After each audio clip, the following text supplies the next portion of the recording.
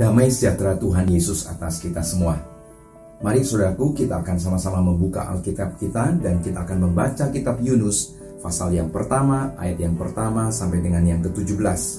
Tetapi kita akan membaca hanya ayatnya yang pertama sampai dengan yang ke-5 saja. Datanglah firman Tuhan kepada Yunus bin Amittai demikian, bangunlah, pergilah ke Niniwe, kota yang besar itu, berserulah terhadap mereka, karena kejahatannya telah sampai kepadaku. Tetapi Yunus bersiap untuk melarikan diri ke Tarsis, jauh dari hadapan Tuhan. Ia pergi ke Yafo dan mendapat di sana sebuah kapal yang akan berangkat ke Tarsis. Ia membayar biaya perjalanannya, lalu naik kapal itu untuk berlayar bersama-sama dengan mereka ke Tarsis, jauh dari hadapan Tuhan. Tetapi Tuhan menurunkan angin ribut ke laut. Lalu terjadilah badai besar, sehingga kapal itu hampir-hampir terpukul hancur. Awak kapal menjadi takut, masing-masing berteriak-teriak kepada Allahnya. Dan mereka membuang ke dalam laut segala muatan kapal itu untuk meringankannya. Tetapi Yunus telah turun ke dalam ruang kapal yang paling bawah dan berbaring di situ, lalu tertidur dengan nyenyak. Judul firman Tuhan pagi hari ini adalah Yunus mengingkari panggilan Tuhan.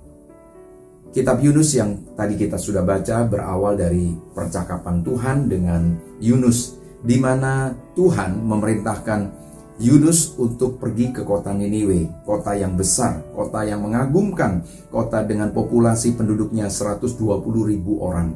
Namun sayang, penduduk atau orang-orang di Niniwe adalah orang-orang yang jahat di mata Tuhan. Oleh karena itu, Yunus diperintahkan untuk menyerukan kepada orang-orang Niniwe untuk berbalik dari tingkah laku mereka yang jahat. Tapi kalau mereka tidak mau mentaati apa yang diserukan Tuhan lewat Yunus, maka Tuhan akan menunggangbalikan kota ini. Namun sayang saudaraku, Yunus tidak mentaati akan perintah Tuhan. Justru sebaliknya, dia bersiap untuk apa saudaraku? Melarikan diri ke Tarsis. Bukan ke Niniwe tetapi ke Tarsis. Menjauh dari hadapan Tuhan. Itu sebabnya tadi dikatakan dalam judul firman Tuhan, Yunus mengingkari akan panggilan Tuhan. Dia tidak mau taat kepada perintah Tuhan. Itu sebabnya dia langsung berkata, Tuhan, kenapa aku yang disuruh ke Niniwe? Engkau tahu orang-orang Niniwe adalah orang-orang yang jahat. Ngapain Tuhan? Kira-kira begitu ya. Mungkin Yunus berkata kepada Tuhan, orang-orang itu tidak mungkin bisa dibina lagi. Lebih baik engkau binasakan saja. Tetapi Yunus lebih memilih suara hatinya daripada suara Tuhan. Yunus lebih mengikuti kata hatinya daripada kata Tuhan. Dan memang betul, dia akhirnya pergi ke Tarsis naik kapal laut. Sementara dia sedang naik kapal, saudara, tiba-tiba Tuhan menurunkan angin ribut. Dan angin ribut ini membuat suatu badai yang besar, yang menggoncangkan, mengombang-ambingkan. Bahkan kapal ini hampir-hampir hancur oleh karena badai yang begitu besar yang Tuhan turunkan. Ini semua karena apa? Karena yang namanya Yunus tidak mengikuti perintah Tuhan. Dia melarikan diri dari hadapan Tuhan.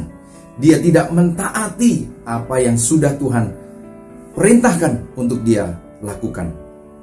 Saudaraku yang kekasih, apa yang terjadi? Akhirnya kita tahu, kalau saudara nanti baca dalam ayat-ayat berikutnya, di situ akhirnya Yunus menyadari bahwa semua masalah yang sedang terjadi ini gara-gara dia melarikan diri dari hadapan Tuhan.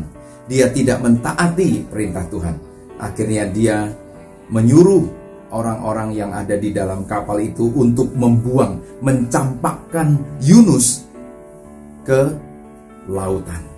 Dan memang betul, pada waktu Yunus dilempar ke lautan, maka badai yang besar itu tiba-tiba reda, saudara. Nah, sementara Yunus sudah terombang-ambing mungkin di tengah-tengah laut gitu ya, saudara. Dan mungkin juga Yunus tidak bisa renang. Akhirnya oleh penentuan Tuhan, Tuhan kirim penolong ya, yaitu ikan yang besar untuk apa? Menelan Yunus. Satu sisi Yunus sudah hopeless, satu sisi Yunus merasa, aduh, aku mungkin sudah nggak mungkin saja nih Yunus tidak bisa renang, saudaraku. Tapi kita bisa membayangkan itu di lautan, saudara. Ya, tapi satu kali akhirnya dia bilang, loh kok aku ditelan oleh ikan yang besar. Dan akhirnya dia di dalam perut ikan ini, Alkitab tuliskan dalam ayat yang ke-17, saudara bisa lihat, maka atas penentuan Tuhan datanglah seekor ikan besar yang menelan Yunus, dan Yunus tinggal di dalam perut ikan itu 3 hari 3 malam lamanya. Luar biasa, saudara. Ini tidak pernah terjadi. Hanya ini cerita Yunus satu-satunya, dan Alkitab juga menuliskan hanya Yunus yang pernah ditelan oleh ikan besar. Dia ada di dalam perut ikan selama 3 hari 3 malam. Tapi saudara perhatikan baik-baik, kalau Tuhan yang berkehendak, maka saya percaya apa yang mustahil bagi manusia tidak mustahil bagi Tuhan. Apa yang tidak mungkin bagi manusia itu mungkin bagi Allah. Tapi ternyata betul, Yunus di perut ikan 3 hari 3 malam dia hidup loh, saudara. Dan apa yang terjadi? Pada waktu dia di dalam perut ikan itu, disitulah Yunus mulai menyadari kesalahannya untuk yang kedua kalinya. Apa? Dimana dia tahu, oh ini gara-gara aku tidak mentaati perintah Tuhan. Ini gara-gara aku menjauh dari hadapan Tuhan. Itu sebabnya aku menyadari kesalahanku. Dia mulai menguasai dirinya. Sementara bau amis yang ada di dalam perut ikan itu, mungkin juga ada, wah macam-macam lah di dalam perut ikan ya. Saya percaya Yunus mulai menyadari keberadaan dirinya, kesalahan yang dia lakukan terhadap Tuhan. Dan apa yang terjadi, saudaraku? Dia mulai menenangkan dirinya, dia mulai menguasai dirinya, dan dia mulai berdoa. Dan yang menarik, saudaraku, kalau saudara bisa baca dalam Yunus pasal yang kedua, ya, di situ dikatakan doa Yunus itu adalah doa ucapan syukur Yunus. Kenapa dikatakan doa ucapan syukur? Karena dia mengucap syukur, Tuhan, Engkau tidak menghukum aku, ya, sampai aku ini mati loh. Ternyata tidak. Tapi aku tahu aku ada di dalam perut ikan, tapi aku masih hidup. Ini hal yang luar biasa. Perhatikan ya, mari kita lihat Yunus pasal 2 ayatnya yang ke-2. Kita akan baca mulai. Katanya, dalam kesusahanku aku berseru kepada Tuhan, dan Ia menjawab aku. Dari tengah-tengah dunia orang mati aku berteriak, dan Kau dengarkan suaraku. Telah Kau lemparkan aku ke tempat yang dalam, ke pusat lautan. Lalu aku terangkum oleh arus air. Segala gelora dan gelombang-Mu melingkupi aku. Dan aku berkata, telah terusir aku dari hadapan mata-Mu. Mungkinkah aku memandang lagi bait-Mu yang kudus? Ini satu tanda di mana Yunus hampir-hampir saja putus asa. Karena dia ada di dalam perut ikan, saudaraku. Tapi dia mulai berdoa, mengucap syukur. Doanya doa ucapan syukur. Dan yang lebih menarik, perhatikan pada ayat yang ke-5.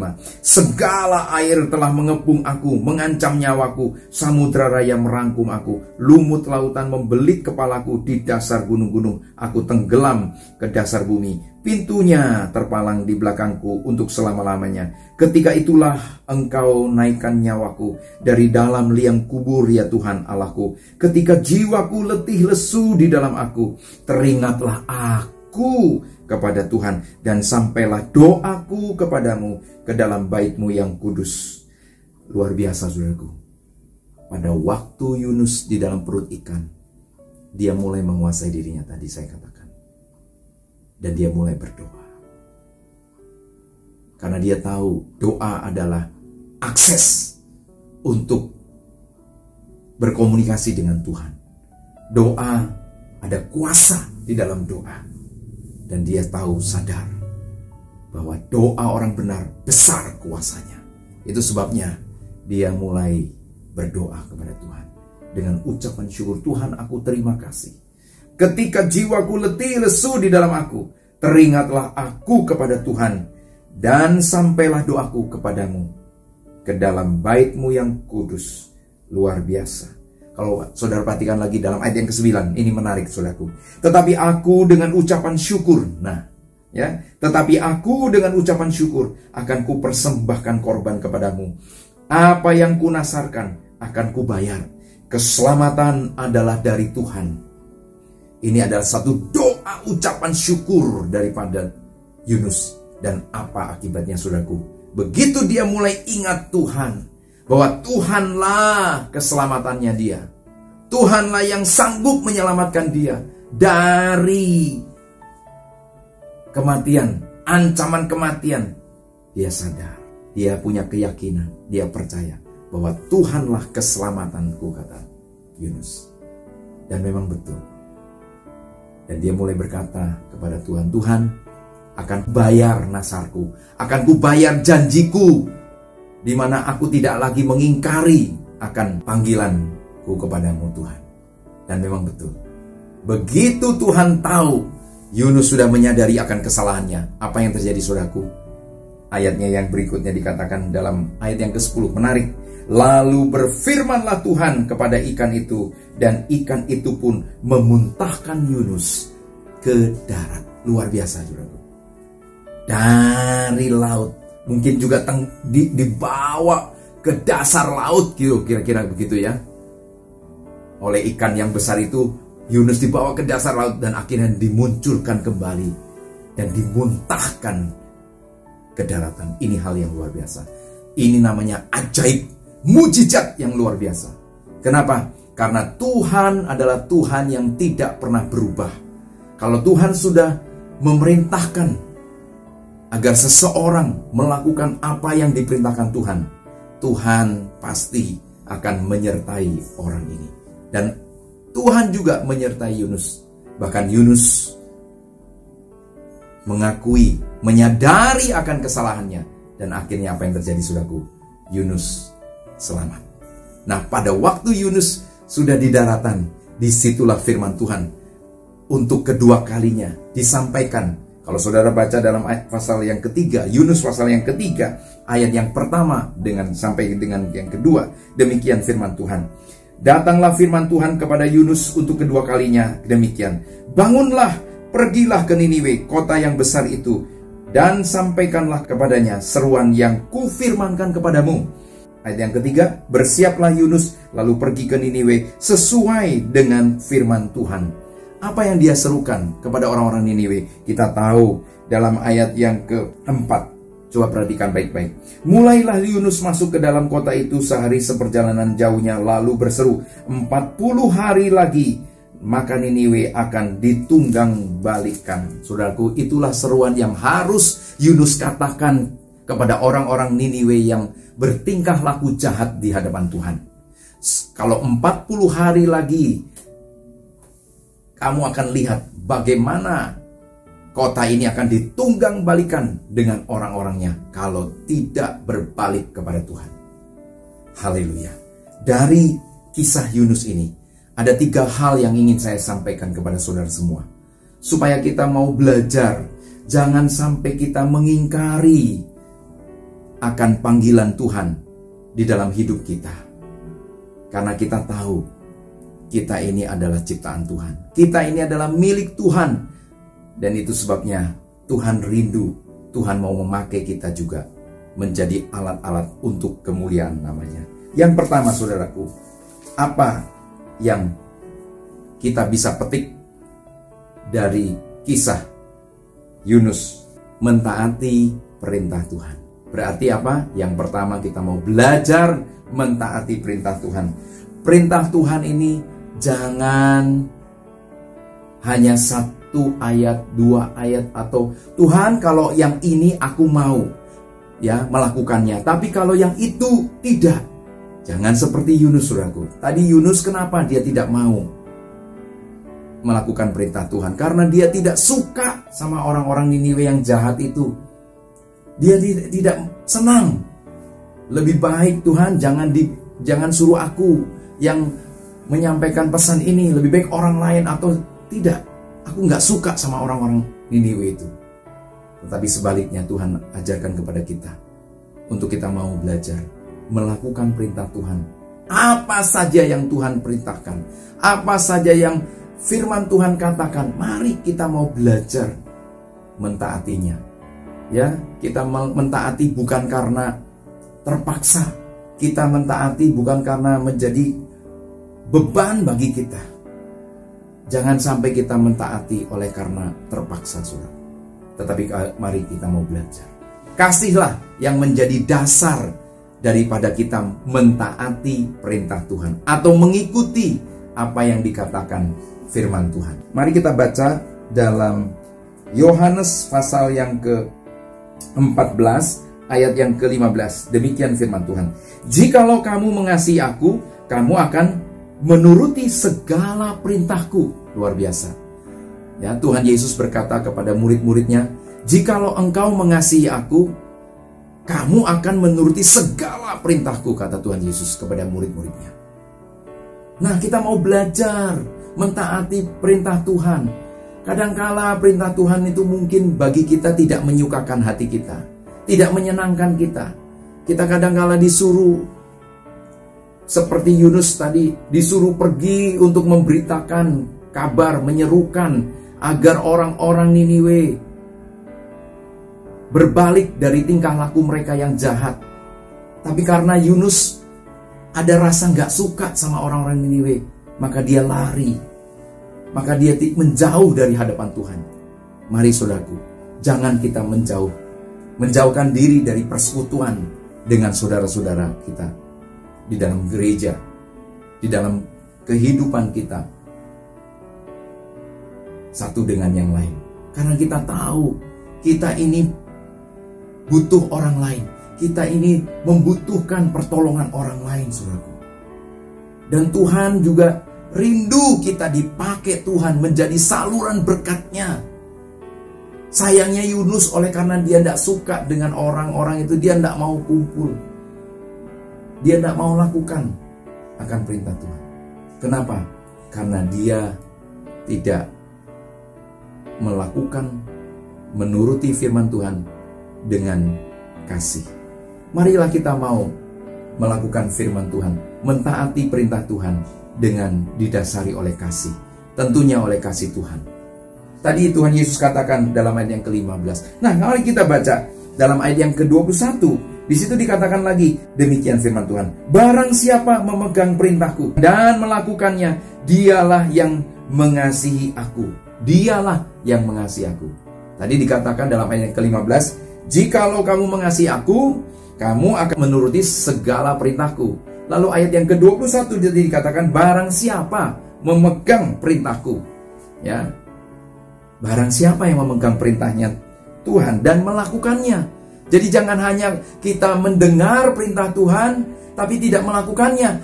Mari kita mau seimbang, mari kita mau utuh. Yaitu apa? Mendengar, memegang perintah itu, mendengar dan apa? Melakukannya, saudaraku. Dan kalau kita melakukannya, Alkitab katakan, Tuhan Yesus berkata, dialah orang yang mengasihi Yesus Kristus. Dialah orang yang mengasihi Tuhan. Luar biasa.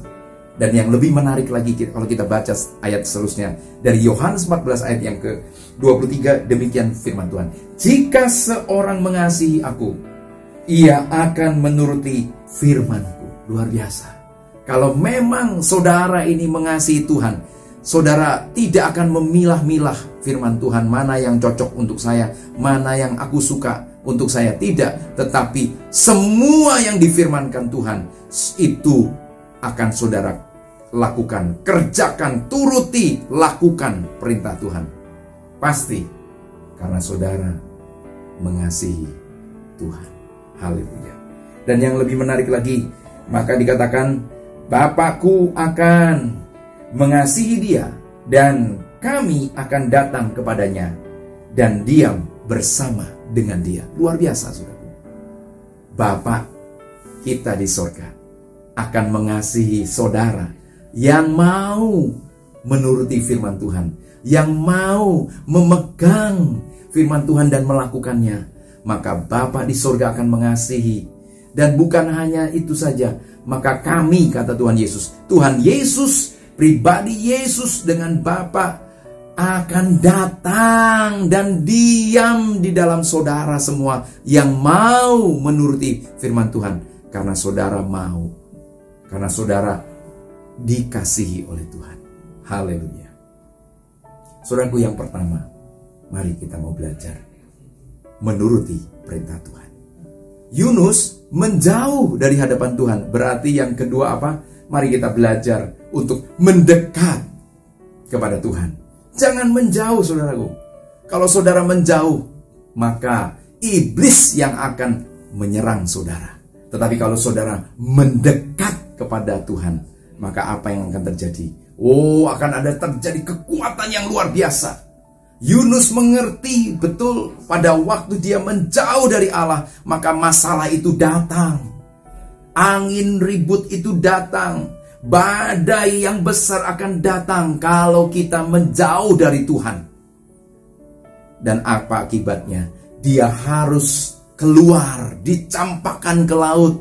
Dan untung saja, saudaraku, Tuhan adalah Tuhan yang mengasihi Yunus yang lagi marah, mangkel, yang lagi tidak senang hati, tidak suka dia akan orang-orang Niniwe, sehingga dia mengakibatkan dia tidak menuruti perintah Tuhan. Ini Yunus adalah hambanya yang takut akan Tuhan, karena Tuhan tahu yang akan dipakai Tuhan untuk menyampaikan pesan Tuhan bagi orang-orang Niniwe yang jahat. Apa yang terjadi? Tadi kita sudah tahu. Maka Tuhan memerintahkan ikan besar untuk menelan Yunus, sehingga Yunus tidak tenggelam, sehingga Yunus tidak mengalami kematian. Tetapi Tuhan tolong lewat ikan untuk menelan Yunus. Dan sementara Yunus tinggal di dalam perut ikan, disitulah Yunus mulai menyadari kesalahannya. Dan pada waktu dia mendekat kepada Tuhan, lewat apa, saudara? Doa, ucapan syukur. Bukankah ada satu ayat di situ dikatakan 1 Petrus pasal 4 ayat 7. Di situ dengan jelas dikatakan ada satu kata yang menarik yang Rasul Petrus katakan. Untuk itu kuasailah diri, jadilah tenang, supaya kamu dapat berdoa.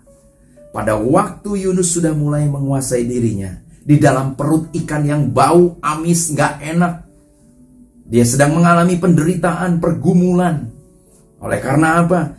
Oleh karena kesalahannya dia sendiri. Oleh karena dia mengingkari akan panggilan Tuhan. Dan hari itu dia sadar, oh Tuhan, ampuni aku. Dia mulai menguasai diri dan dia mulai berdoa dan mengucap syukur kepada Tuhan. Dia boleh berkata, seperti yang kita baca tadi dalam Yunus pasal 2 ayat yang ke-9, dia katakan, tetapi aku dengan ucapan syukur akan kupersembahkan korban kepadamu. Apa yang kunasarkan akan kubayar. Luar biasa. Dan kenapa? Karena keselamatan itu dari Tuhan. Haleluya. Saudaraku yang kekasih, ini adalah satu kerinduan Yunus. Ya, apa? Tuhan, tolonglah aku. Aku tahu, aku mulai ingat akan Tuhan. Karena Tuhan adalah keselamatanku. Karena apa? Karena Yunus mendekat kepada Tuhan melalui doa, ucapan syukur. Mari kita mau dekat. Dan ada satu ayat lagi yang sangat terkenal. Pemazmur, ya, Mazmur Daud dalam Mazmur pasal 62 ayat 2, di situ dikatakan dengan jelas. Mari kita baca ya. Mazmur pasal 62 ayat kedua, demikian firman Tuhan. Hanya dekat Allah saja aku tenang, daripadanya lah keselamatanku. Dan ayat yang ketiga, hanya dialah gunung batuku dan keselamatanku, kota bentengku, aku tidak akan goyah. Luar biasa. Pada waktu Yunus dekat dengan Allah, walaupun itu di perut ikan nih, dia mulai menyadari pentingnya doa, ucapan syukur. Karena dia tahu Tuhan adalah keselamatannya. Dan dia juga ingat mungkin dengan kata-kata daripada Daud, ya, dia hanya dekat Allah saja aku tenang. Dia mulai tenang. Kalau memang aku mati, tentunya aku sudah mati nih. Walaupun hanya di perut ikan, ternyata 3 hari 3 malam nih aku di perut ikan, aku masih hidup. Berarti apa? Berarti Tuhan masih menginginkan dia hidup. Untuk apa? Untuk membayar nasarnya. Untuk apa? Untuk memberikan persembahan kepada Allah. Yaitu apa? Pertobatan dirinya, mengakui kesalahannya, mengakui kesombongannya, mengakui daripada bahwa dia sudah berdosa. Dia amarah, mangkel, kesel sama Tuhan. Gara-gara apa? Gara-gara Tuhan mau menyelamatkan kota Niniwe dengan penduduknya itu. Padahal satu sisi Yunus gak suka. Biarin aja Tuhan, biar mereka binasa, karena mereka tidak bisa dibina. Kita kira begitu ya. Tapi Tuhan adalah Tuhan yang pengasih, Tuhan yang penyayang, Tuhan yang panjang sabar. Sekalipun orang-orang Niniwe yang jahat, tapi Tuhan tahu orang-orang Niniwe ini satu kali mereka akan bertobat. Mereka akan berbalik dari tingkah laku mereka. Itu sebabnya Tuhan menyayangi orang-orang Niniwe. Kenapa? Karena itu banyak, saudaraku, ada 120.000 orang. Tuhan mengasihi kota Niniwe. Tuhan mengasihi penduduk kota Niniwe. Haleluya. Mari kita akan belajar yang terakhir, yaitu apa? Mari kita mau belajar menantikan waktunya Tuhan. Haleluya. Ya, berbahagialah orang yang menanti-nantikan waktunya Tuhan. Mari kita lihat ayatnya. Ini luar biasa. Di dalam Yesaya pasal 30 ayat yang ke-18. Sebab itu Tuhan menanti-nantikan saatnya, hendak menunjukkan kasih-Nya kepada kamu. Sebab itu Ia bangkit, hendak menyayangi kamu. Sebab Tuhan adalah Allah yang adil. Berbahagialah semua orang yang menanti-nantikan Dia. Luar biasa, saudaraku.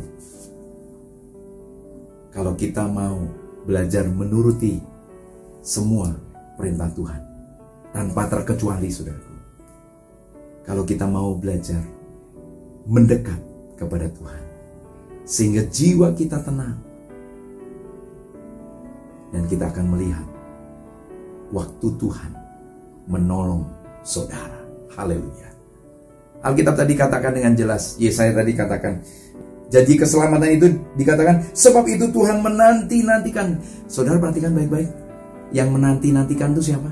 Tuhan.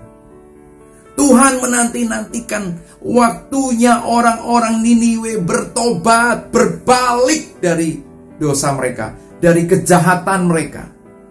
Inilah yang Tuhan rindukan dari orang-orang yang mau bertobat, berbalik dari kejahatannya. Untuk apa?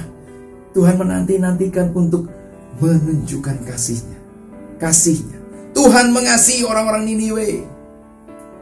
Berbeda dengan Yunus, tapi Tuhan mengasihi orang-orang ini. Dan dikatakan lagi dengan jelas, sebab itu Tuhan bangkit, Tuhan bangun, Dia bawa, Dia datang. Masih ingat satu kisah daripada anak yang terhilang, saudaraku? Oh, kata bangkit di sini saya mengingatkan ilustrasi perumpamaan anak terhilang. Pada waktu anak yang terhilang ini datang kembali ke rumah bapaknya, apa yang dilakukan bapaknya? Begitu bapaknya melihat anaknya datang, oh, sang bapak lari. Dia nggak peduli, kata orang. Dia nggak peduli daripada mungkin dilihat oleh para pembantu-pembantunya. Ini ngapain tuanku ini? Begitu dia lihat anak itu, dia angkat, mungkin dia angkat jubahnya ya kan, karena bajunya itu tidak seperti kita pakai celana panjang, karena orang-orang di sana kan Timur Tengah pakai semacam kayak jubah gitu ya. Dia angkat jubahnya, dia lari untuk memeluk anaknya yang terhilang itu. Sama dengan Tuhan. Tuhan begitu rindu menanti-nantikan orang Niniwe bertobat, berbalik.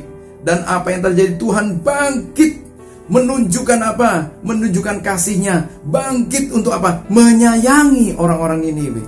Demikian juga Tuhan menyayangi saudara. Bagi saudara yang mau berbalik dari dosa, bertobat dari dosa saudara, kembali kepada Tuhan. Mari saudaraku, haleluya.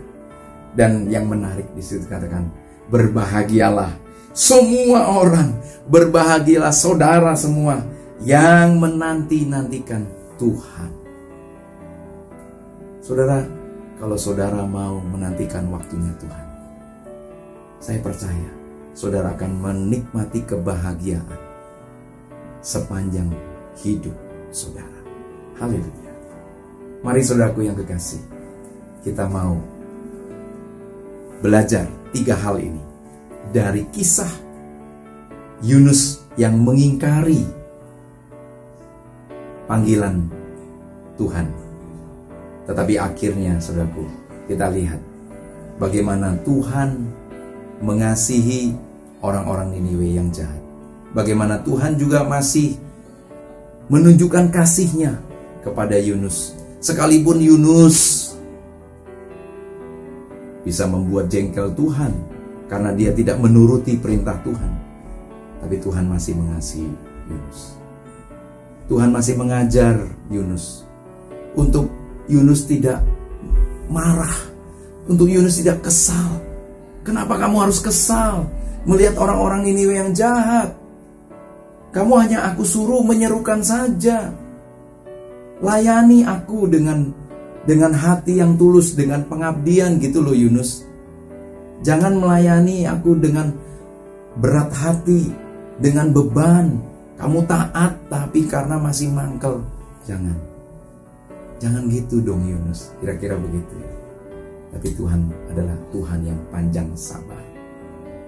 Mari saudaraku yang kekasih, 3 hal ini boleh menjadi berkat bagi saudara pada minggu pertama bulan Maret ini, di mana kita bisa bersama-sama akan menikmati perjamuan kudus, di mana Kristus sudah mengasihi saudara dan saya, sudah memberikan dirinya mati di kayu salib. Itu sebagai bukti kasih Tuhan. Tuhan menunjukkan kasih-Nya.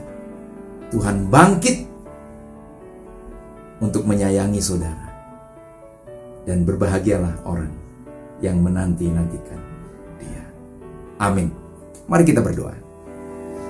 Bapa di surga, kami mengucap syukur buat kisah daripada Yunus, di mana kami boleh belajar. Untuk kami boleh belajar mentaati segala perintah Tuhan. Kami mau belajar tidak memilah-milah firman Tuhan. Kami belajar bagaimana kami tidak memilah-milah perintah Tuhan.